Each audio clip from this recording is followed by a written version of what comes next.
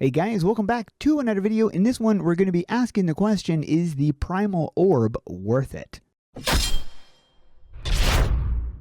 If you guys enjoy this one, do me a favor and let's try to get this one to 100 likes. If you enjoy my content and haven't subscribed yet, please do so. A lot of my viewers are not subscribers. Also tap that notification if you want to stay up to date with all of my uploads. As of the filming of this video, you can access the Oblivion character in Babylon, and he has access to the Oblivion Archfiend's servants artifacts, which is where you can obtain the Primal Orb. However, if you don't see them here, maybe you're watching this video a lot after the release, so there is another way. If you've played through the main story already of the Archfiend and all that stuff, then you're going to be getting access to the Shadow Dungeon, so you can go to the Shadow Dungeon or to any place where you can get access to one of these. Then you just get access to there, and you can go to the Throne of Nolgath. There might be a quicker way to get there, I don't really know, but this is the most logical place where I would interact with the Oblivion, more or less because I'm concerned that it might not be there for some of you who watch this video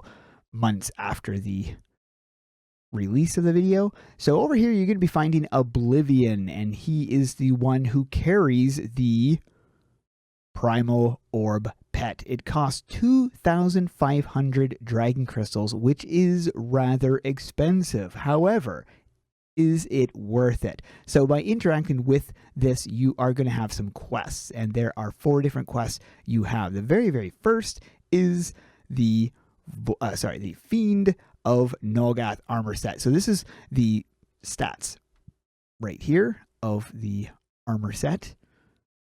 And you get the first part of the armor set, which is all the basics that you would expect from it. And then there is an individual quest for the helm, which is called the Fiend Face of Nolgath.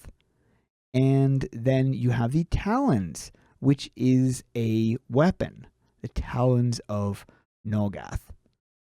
And so that is what you'd be getting item-wise. That's what you're getting.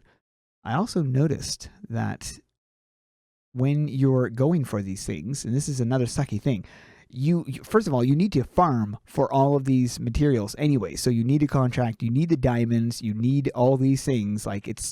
You still need to farm. And this, of course, is also the fact that you need the Void Knight pieces as well over top of the other stuff. So this is not an easy farm. This is not one of those 5-second farms. This is going to take you a long time to get all the diamonds, to get all the stuff that you need. So there is a huge con right there. Now there is a side bonus, which is to get a little pet. You get the Fiend Void Companion.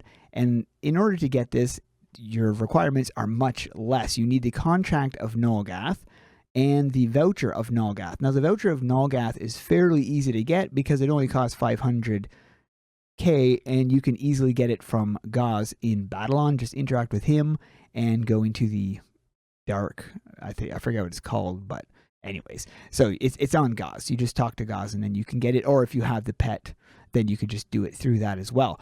But you'll be getting the pet when you complete that. And this is the pet right here. I'll get to it in a moment. But before we do that, I did want to mention that the armor set is this one right here. This is the armor set of the Fiend one. Now, what's weird is he has a cape, which we don't have. So I'm not exactly sure why we don't have a cape, yet he has a cape. So this is what we get right here. And then you've got the Fiend Face. But why does he have a cape and we don't? Like, is this cape going to be available, or I'm not sure. Maybe it doesn't really matter if you have the cape or not. But the Talons, as you can also see, he's also equipping the Talons right here. So those are the Talons. So this is, if you want to know what the Fiend armor set, the full armor set looks like, this is it right here. This is what the full armor set minus the cape, unless of course the cape comes with the shoulders, which I highly doubt. But anyways, and those are the weapons, the Talons right there. So the pet that you get is this one right here, which is a Fiend Void Companion. And it's a cute little guy right here. However, that's not the only thing that this little cute thing does. It also has a quest, or at least it's going to, because it says here, as of the filming of this video, I will soon be able to provide you with servant quests on which I will scavenge additional materials for your power to grow in the Nagas thing. So this is another thing. It will be having farming quests available on it. Now it says Void Nation shards, which means that this would be a way to obtain Void Nation shards, I'm assuming, will be from the quests of there. So you're getting additional quests along with the thing, plus an additional pet along with an armor set. Now the armor set itself is pretty cool. Is it worth 2,500? I don't really think so. Is it worth having to farm for? That really is a big question, and I really can't answer that because I don't like having to spend 10 hours farming for something.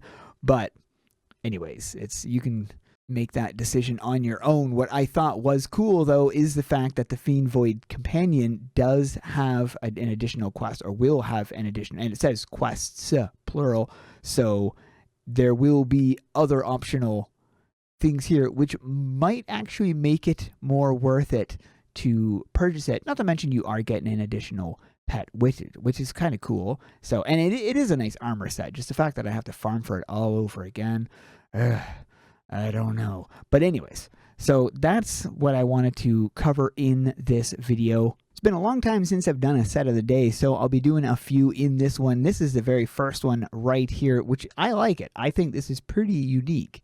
This is a very festive image right here. I like this one. That's cool.